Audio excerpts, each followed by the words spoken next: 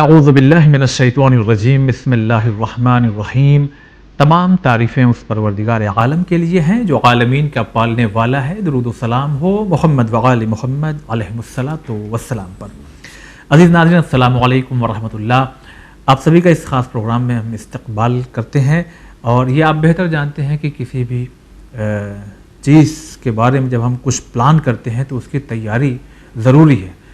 اسی طرح ماہ مبارک رمضان، اب کیا تیاریاں ہمیں کرنی چاہیے اور ہمارا سماج کیا تیاری کرتا ہے، یہ دونوں چیزیں کہیں نہ کہیں ہم اس پروگرام میں ہم شامل کریں گے۔ خاص فوکس ہمارا اس بات پہ ہوگا کہ ماہ مبارک رمضان کو ہم کیسے گزاریں۔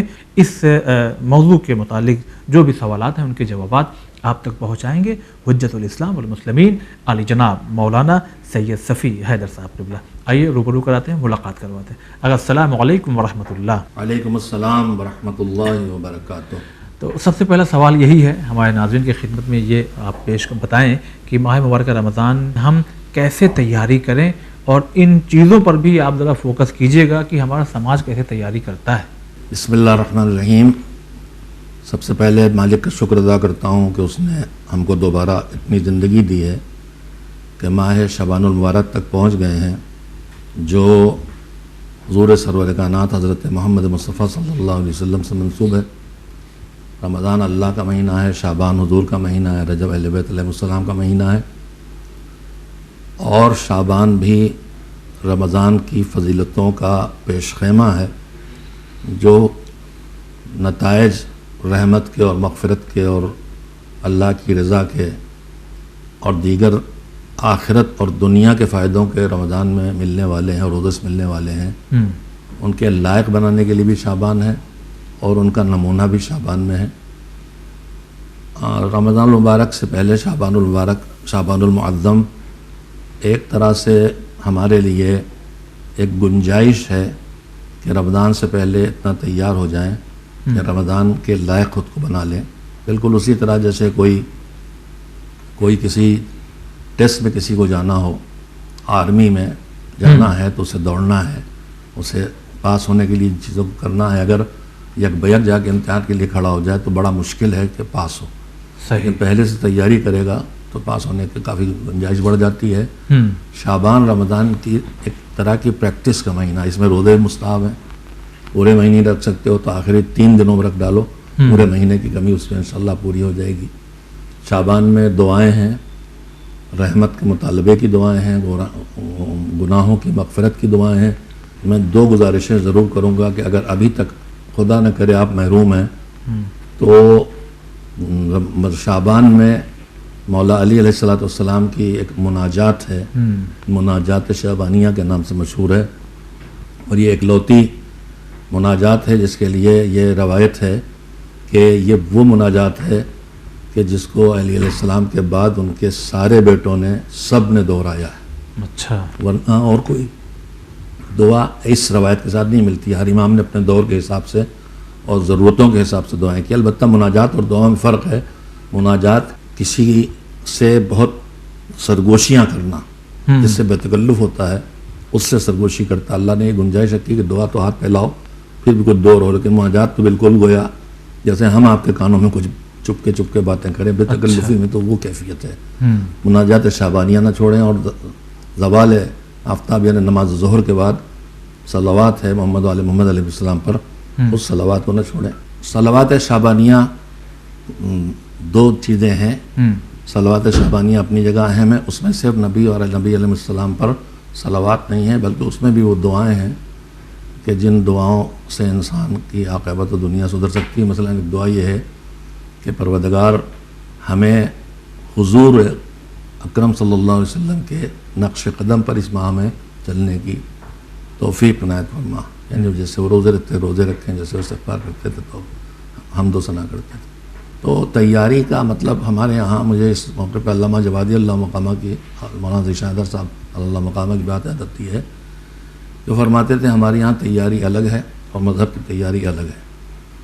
ہمارے یہاں محرم کی تیاری ہے ممباڑوں پر چونا کاری کرنا، فرش بچھانا۔ ہمارے یہاں رمضان کی تیاری ہے کہ بیسن خرید کے لائیں، پکوڑیاں پکنا ہے اور مسالے اور پیاز۔ بس ہمارے یہاں سحر اور افطاری کی تیاری رمضان کی تیاری سمجھی جاتی ہے، جبکہ رمضان کی تیاری یہ نہیں ہے۔ رمضان تو نہ کھانے کا نام ہے، کھانے کا نام نہیں ہے۔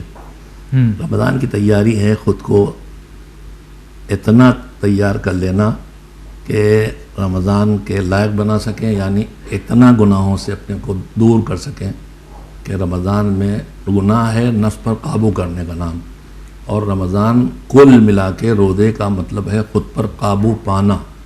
روزہ دنیا کی ہر عبادت سے الگ ہے، اس لیے کہ ہر عبادت میں انسان کو کچھ کرنا ہوتا ہے اور کرنے میں ریاکاری آتی ہے، لیکن روزے میں کچھ کرنا نہیں ہوتا، کچھ نہیں کرنا ہے۔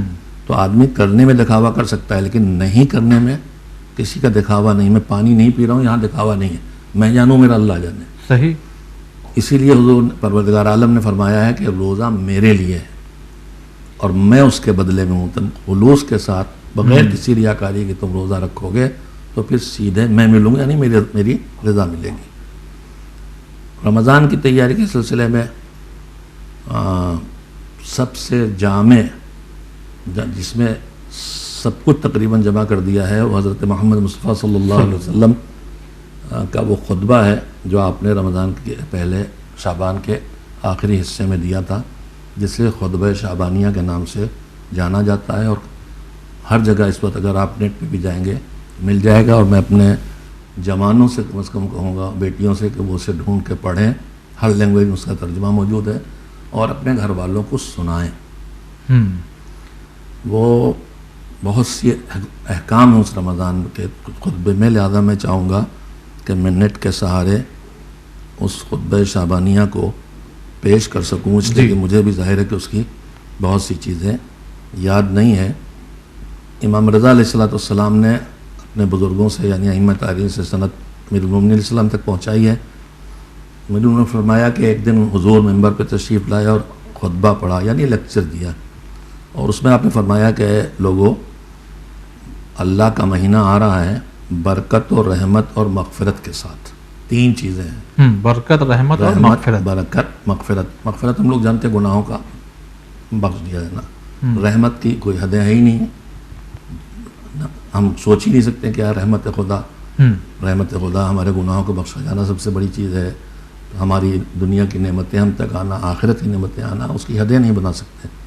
اور برکت کا مطلب یہ ہے کہ تھوڑے کا پورا پڑھنا، جو ہمیں جہاں لگے کہ یہاں پورا نہیں پڑے گا، جیسے ذوالعشیرہ میں تھوڑا سے کھانا تھا 40 کو، جو ایک اکیلے آدمی بھر کا نہیں تھا، وہ 40 کو پورا پڑ گیا اور بچ گیا۔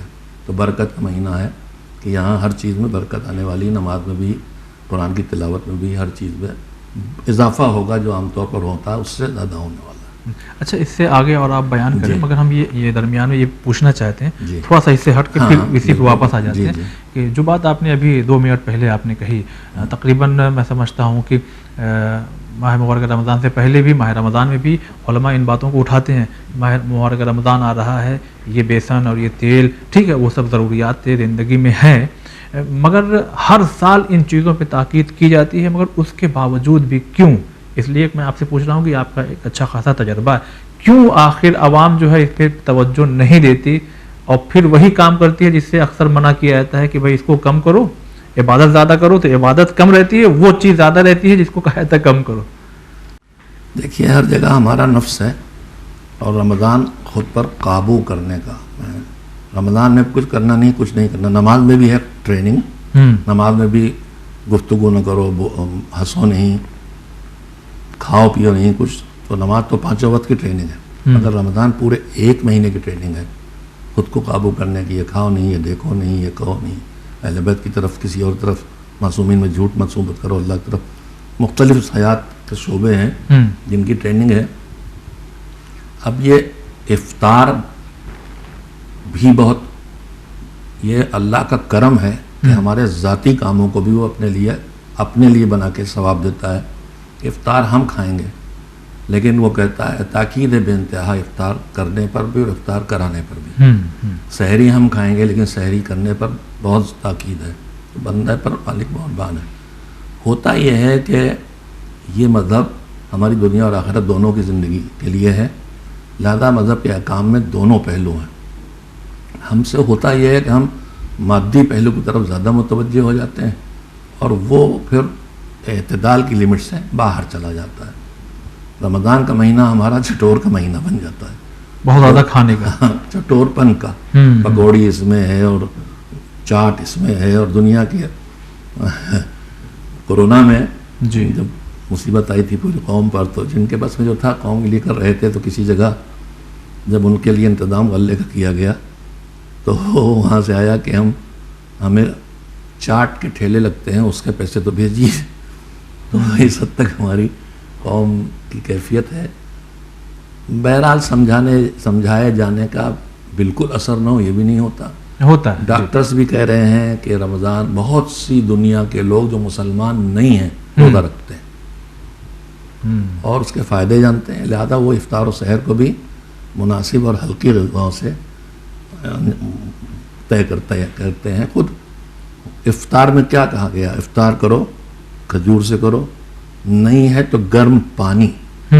تو پوری چیزیں جو اگر کہیں اس کیا کرنا ہے بتایا گیا، تو اس میں جو بتایا ہے وہ صحت کے لیے اچھی چیزیں ہیں۔ ایک عام حکم مذہب کا ہے کہ ہر وہ چیز تمہاری صحت کو بگاڑے وہ تم نہیں کر سکتے ہو، اور روزہ واجب ہے، اس سے صحت بگڑ رہی، جان بھی نہیں جا رہی، بیماری آ رہی تو حرام ہو جاتا ہے۔ تو اب اس کے بعد یہ سب کرنا، ہماری کچھ چیزیں ہم اپنے ارد گرد سے بہت اٹھاتے ہیں، اور جو کرنے لگتے ہیں لوگ ہم کرنے لگتے ہیں بغیر سوچے سمجھے کہ اب وہ صدیوں سے شاید نہ صحیح تو نسلوں سے یہ سب کچھ پوری اور کچوڑی اور ثقیل کھانے افطار کا جز بن گئے ہیں، جو دھیرے دھیرے گھٹنا چاہیے اور کم ہو۔ اور ہمارے ملک میں ہے، دوسرے ملکوں میں بھی رہا ہوں، ایران میں، عراق میں بھی، وہاں پھل اور صحت کے لیے مفید چیزیں ہوتی ہیں، یہ سب نہیں ہوتا ہے۔ اچھا، ہمارے یہاں یہ سب بہت زیادہ ہے۔ یہاں جو ہے تیل اور تلاؤ یہ سب ہمارے مقامی ماحول سے میں اٹھا لیا۔ اچھا، چلیے اب اسی کے ساتھ ساتھ ایک چیز یہ بھی اشارہ دیجیے، چونکہ سماج میں رہتے ہیں تو یہ چیزیں کہیں نہ کہیں دیکھنے سننے میں آ جاتی ہے۔ ماہ مبارک رمضان عبادت کا مہینہ ہے، لیکن اکثر یہ ہوتا ہے، خاص کر اس میں جو مرد حضرات ہیں کہیں نہ کہیں وہ گھر جاتے ہیں کہ مسجد میں کھایا، پھر جا کے گھر میں کھانے کے ٹائم پر کھا لیا، تو پھر کیا عبادت کرے گا آدمی؟ ظاہری طور پہ دیکھیے صحیح۔ تو اس پہ کیا کہیں گے؟ دیکھیے اس سلسلے میں ایک ہی بات عرض کروں گا کہ جب پیٹ بھر جائے، زیادہ نہیں، بھر جائے پیٹ، تو وہ عبادت میں رکاوٹ بنتا ہے۔ مجھے یاد آتا ہے شاید جناب یحییٰ سے منسوب ہے کہ شیطان ان کے پاس آیا اور بات چیت کرنے لگا، جاتا تھا نبیوں کے پاس، ہارتا نہیں ہے، وہ جانتا بہکا نہیں پائیں گے، مگر جناب ابراہیم کا پہنچ گیا بہکانے۔ صحیح۔ تو آیا تو بات چیت ہوئی، مجھے خلاصہ روایت یہ ہے کہ جناب یحییٰ کا لوگوں کو کیا کیا پسند ہے، رنگین ڈوریاں اور ٹوپیاں سب لیے تھا، اس میں پھنساتا ہوں اس میں، جو جس کی پسند ہے، جس کی طرف کسی انسان میں وہی جال میلان ہے اسی میں پھنسائے گا۔ کسی میں پیسے کا ہے، کسی میں اقتدار کا ہے، کسی میں عبادت کا ہے، اسی کے ذریعے پھنسائے گا۔ جی جی۔ تو جناب یحییٰ نے کہا کہ تمہیں میری بھی کوئی بات اچھی لگتی ہے؟ تو نے کہا ایک بات اچھی لگتی ہے۔ وہ کیا؟ کہا جب کھانا کھاتے ہو تو پیٹ بھر کھا لیتے ہو، اس سے تمہاری عبادت تھوڑی دیر کے لیے تھوڑی سست رفتار ہو جاتی ہے، مجھے یہ بات بہت اچھی لگتی ہے تمہاری۔ تو جناب یحییٰ نے کہا کہ اب میں کبھی نہیں کروں گا۔ تو شیطان نے کہا میں کسی کو نصیحت بھی نہیں کروں گا۔ تو پیٹ بھر کھانا خود سبب ہوتا ہے عبادت میں سستی اور رکاوٹ کا۔ مولا علی کا حکم یہی ہے، اللہ ہم سب کو اس کے اوپر عمل کی توفیق دے۔ میں خود ہی نہیں کر پاتا ہوں، اگر کرتا ہوں تو ہماری بدن نہ ہوتا میرا، کہ بھوک لگنے پہ کھاؤ، تو بھوک لگی رہ جائے تو کھانا چھوڑ دو۔ سائنس کہتی ہے کہ پیٹ میں جو کھانا جاتا ہے، کتنا کھا لیا کتنا اور کھانا ہے، یہ فیصلے دماغ کرتا ہے، لیکن پیٹ میں کھانے جانے کے کچھ فاصلے سے دماغ یہ اطلاع دیتا ہے۔ اسی لیے کہا گیا کہ دھیرے دھیرے کھاؤ، ہبڑ دبڑ نہ کھاؤ، تاکہ دماغ کو رابطہ معدے سے قائم کر کے فیصلہ لینے کا موقع ملے۔ آدمی کا پیٹ پہلے بھر جاتا ہے، دماغ کو بھرنے کا پتہ بعد میں چلتا ہے، اور وہ اوور لوڈ ہو جاتا ہے، وہ زیادہ کھا لیتا ہے، سگنل بھی صحیح نہیں آتا پھر۔ جی ظاہر ہے، جی مشکلیں ہی مشکلیں ہیں، پھر سستی آنا ہی آنا ہے، اور اس میں رمضان میں اور سستی آنا ہے۔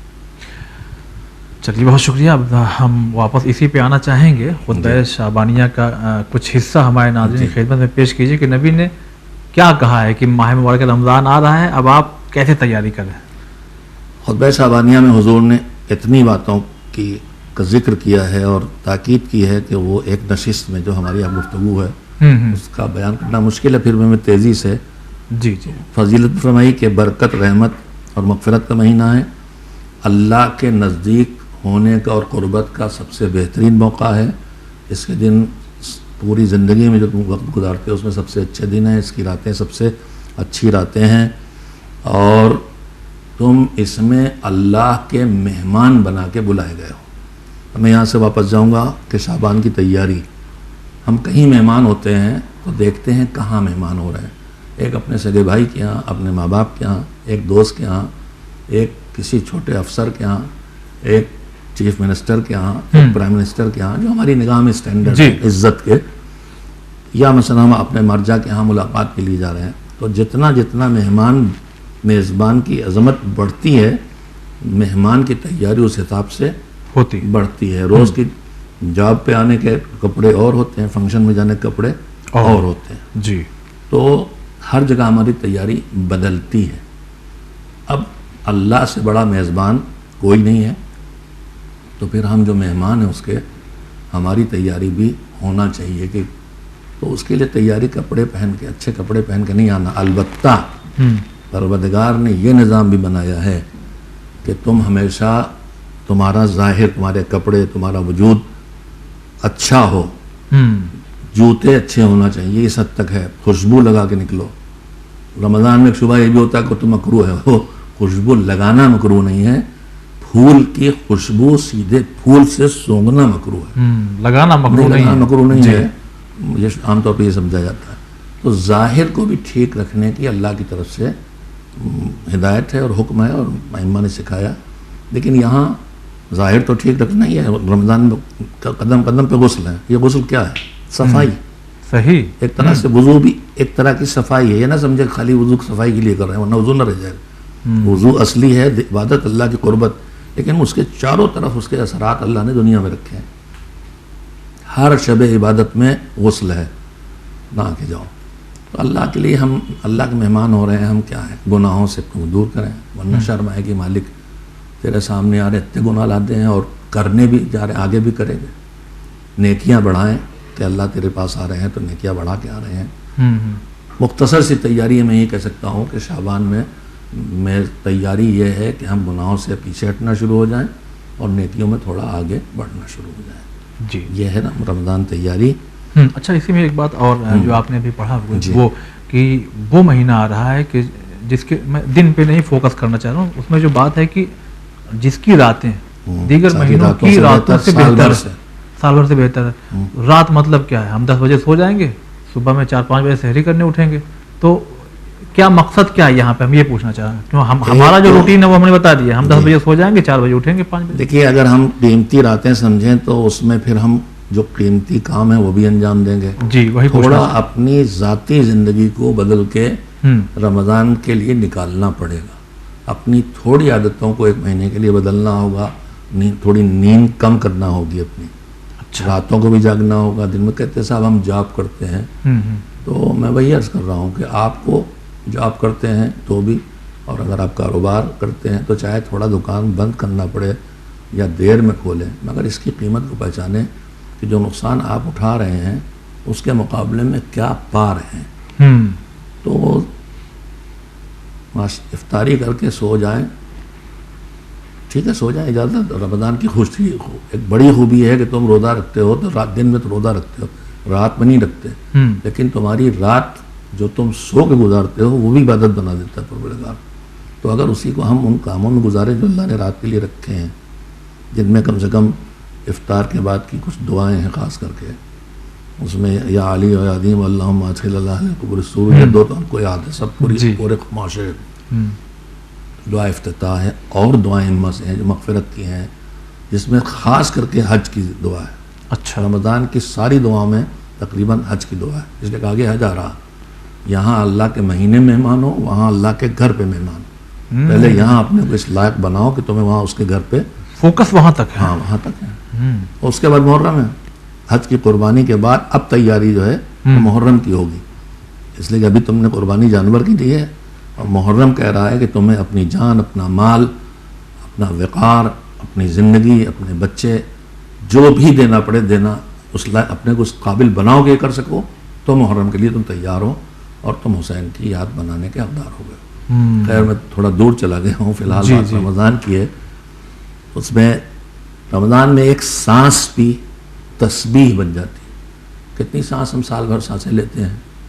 سانسیں نہیں کہہ رہا ہوں تو ایک ہی ہے، سانس ایک ہے، سانسیں بہت سی ہیں. ہمیں نہیں پتہ، گن نہیں سکتے. گن رکھی ہوں گے سائنس نے کہ ہم کتنی سانس لیتے ہیں. آج تک ہم نے ایک سانس نہیں گنی کہ کتنی ہے، اور ہر سانس اللہ کی نعمت ہے. بالکل کہاں گن سکتے ہیں؟ اسی اللہ کہتے ہیں ان تعدوا نعمت اللہ لا تحصوها، اللہ کی نعمتیں گن نہ پاؤ گے. خیر تو رمضان میں سال بھر سانس لیتے ہیں، رمضان میں سانس لیں گے تو تسبیح بن جائے گی، سوئیں گے تو عبادت بن جائے گی. اس حد تک رمضان کی فضیلت ہے. بھئی ہمارا کام ہے کہ جہاں اتنا کچھ ملنے والا ہے اسے ہم ضائع کریں. اور ائمہ کی خاص کر کے امام المومنین علیہ السلام کے لفظوں میں کہ اپنے روزے کو خالی پیٹ کی بھوک اور پیاس نہ بناؤ. رمضان میں تمہاری زبان بھی روزہ رکھے، حرام جھوٹ پہ غیبت پہ نہ چلے، تمہاری آنکھیں بھی روزہ رکھیں کہ نامحرم پہ نہ جائیں، تمہارے کان بھی روزہ رکھیں کہ تم وہ آوازیں اور گانے باجے نہ سنو یا غیبتیں نہ سنو. پورا وجود تمہارا روزہ رکھے. روزے کے کئی مرحلے بتائے گئے ہیں جو میرے خود بھی پوری طرح ذہن میں نہیں ہے. ایک ہے خالی صرف خالی بھوک پیاس کا روزہ، دوسرا ہے پورے جسم کا روزہ، آنکھ بھی روزہ، زبان بھی روزہ جو حرام اس سے روک رہا ہے، تیسرا ہے اس کی روح کا روزہ. تیسری منزل یہ ہے کہ تم پورے روحانی وجود سے بھی اللہ سے قربت والے کام کر رہے ہو، دوری والے ہٹاتے چلے جا رہے ہو. اس کے بعد پھر وہ عوام کا روزہ اور خواص کا روزہ اور متقین کا روزہ، اور ایک منزلیں ہیں میرے سامنے اس وقت. وہ میں ادھر بیماری ہو گئی تھوڑا بھولنے کی تو یاد نہیں، لیکن اس طرح کی کوالٹی ہے. یعنی روزہ نیچے سے اوپر اٹھ کے وہاں تک جاتا ہے کہ سیدھے اب اللہ کہتا ہے کہ تمہاری جزا تو میں ہوں، تب جا کر کے کہیں ہے. ہاں کئی منزلیں ہیں. اچھا ہمیں لگتا ہے کہیں چونکہ وہی سماج میں رہنے کی وجہ سے ہم لوگ شاید پہلے ہی زینے پہ کھڑے ہوئے ہیں. اگر کھڑے ہو گئے ہوں پہلے زینے، ہاں یہ بھی معاملہ ہے. پہلا معاملہ ہے تو کہ ہم خالی بھوک اور پیاس کے روزے دار تو نہیں ہیں. زیادہ تر خطرہ اسی کا ہے بھوک پیاس کے ذمہ دار ہوں. ہماری زبان رمضان میں نہیں رکتی. کیا ہماری زبان غیبت چھوڑ دیتی ہے؟ کیا ہماری زبان بہتان تراشی رمضان میں چھوڑ دیتی ہے؟ بانی تنظیم کہتے تھے کہ روزہ رکھ کے تم نے کسی پہ احسان نہیں کیا ہے اور بھوکے بھیڑیے کی طرح بچوں پہ گھر میں آگے ہمارے جیسے بڈھے بگڑتے ہیں تو رمضان سے تو برے ہو گئے، عام حالات سے برے ہو گئے روزہ رکھ کے کہ پھاڑ کھائے رہے ہیں دوسروں کو. بازاروں میں زیادہ دکھتا ہے شام میں ایسا. تو یہ تو الٹا اثر رمضان کا ہو رہا ہے. خالی بھوک پیاس نہ رہے. اچھا کچھ ہے ذہن میں کچھ ایسی باتیں فی الحال آپ کی کہ ماہ مبارک رمضان میں نبی یا ائمہ علیہ السلام راتوں کو کیسے گزارتے تھے؟ جو بات ہماری اٹھی تھی ابھی رمضان کے لیے ہے کہ حضور رمضان کے پہلے تاریخ سے کمر باندھ لیتے تھے، یعنی بالکل تیار کمر بستہ ہو جاتے تھے پورے رمضان میں. ایک خاص زندگی گزارنے کے لیے راتوں کو جاگنا، عبادت کرنا، دن میں عبادت کرنا اور تلاوت کرنا اور اللہ سے مناجات کرنا. یعنی وقت کر دیتے تھے اس مہینے کو اللہ کی عبادت کے لیے. یعنی کاروبار دنیا کو تقریباً چھوڑ دیتے تھے. یہ نہیں کہ چھوڑ دیا بچے بھوکے مر رہے ہیں، یہ نہیں کہہ رہا ہوں میں، لیکن اس کے لیے اسپیشل ڈیزائن اور پوری زندگی اسی پہ لگا دیتے تھے. اور پھر رمضان میں خاص کر کے شبۂ قدر جو ہمیں نہیں معلوم. ابھی میں اسی شیخ عباس قمی علیہ الرحمہ خطبہ شاہبینہ مفاتیح سے دیکھ رہا تھا تو انہوں نے بہت قیمتی بات کہی ہے. دیکھیے شب قدر ہمارے ہاں 19 یا 21 یا 23 یہ 3 میں تعین کی جاتی ہیں اور زیادہ امید ہے کہ 23 کی شب ہوگی جی. لیکن قطعی طور پر یہ بات طے شدہ نہیں ہے کہ 23 ہی ہے. روایات کہتی ہیں کہ رمضان کی کوئی رات بھی شب قدر ہو سکتی ہے اور خاص کر کے دہے آخر یعنی 21 سے 30 کے بیچ میں ہو سکتی. کوئی روایات کے سہارے تعین تک آئے جب علماء کہ کوئی تو رات طے کریں تاکہ اس کو مومنین شب قدر سمجھ کے بسر کریں. یہ شیخ عباس قمی کہتے ہیں کہ ہو سکتا کوئی بھی رات رمضان کی ہو تو کسی رات کو بھی عام رات کا سمجھ کے نہ گزارو. یہی سمجھو کہ ہو سکتا ہے یہ شب قدر ہو سکتا ہے. بہت اچھی بات ہے. میں نے بھی پہلے پڑھی ہو کہ بھول گیا تھا. آج پھر کرم پروردگار سے اس پروگرام کے توفیل میں مجھے بھی پڑھنے کو ملا. اللہ کرے مجھے مالک توفیق دے کہ ہر شب قدر بنائی جا سکے. جی جی چلیے گا، بہت بہت شکریہ ادا کرتے ہیں، اور ناظرین بہت معذرت خواہ ہیں آپ سے. یہ سلسلہ انشاءاللہ خدا کی توفیق رہی تو جاری رہے گا، چونکہ وقت تمام ہو گیا ہے، ایک محدود وقت ہوتا ہے، کیونکہ ایک کے بعد جو ہے دوسرے پروگرامز آپ تک پہنچتے رہیں گے. تو اس سیریز کا اگلا ایپیسوڈ ہم انشاءاللہ کل لے کر کے حاضر ہوں گے، اور یہیں سے بات جو رات والی بات شروع ہوئی تھی، عبادات اور خطبہ شعبانیہ کا وہ حصہ جو رہ گیا وہ آپ تک انشاءاللہ آگے پہنچائیں گے. تو آج کے لیے بس اتنا ہی. السلام علیکم ورحمۃ اللہ.